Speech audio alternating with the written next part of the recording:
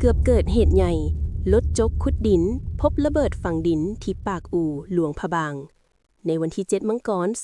2026ประชาชนบ้านห้วยแปนเมืองปากอู่แขวงหลวงพะบางได้พบเห็นระเบิดใหญ่1 หน่วยในขณะที่กำลังนำรถจกขุดดินเพื่อกักเกี่ยมพื้นที่ปลูกสร้างเรือนซึ่งเกือบจะเกิดเหตุอันตรายร้ายแรง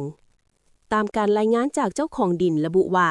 ในระหว่างที่คนขับรถจกกำลังขุดจกดินนั้นได้พบเห็นวัตถุต้องสงสัยฝังอยู่ใต้ดินจึงได้หยุดการปฏิบัติงานทันทีและแจ้งให้เจ้าของดินรับทราบหลังจากนั้นเจ้าของดินได้แจ้งเหตุไปยังโครงการเก็บกู้ระเบิดแห่งชาติประจำแขวงหลวงพะบางเพื่อให้ส่งพนักงานวิชาการลงกวดกาภายหลังการกวดกาและพิสูจน์ตามเทคนิควิชาการพนักงานได้ยืนยันว่าวัตถุดังกล่าวแม่นระเบิดใหญ่ประเภท MK81 น้ำหนัก250 ปอนด์หรือ113 กิโลกรัม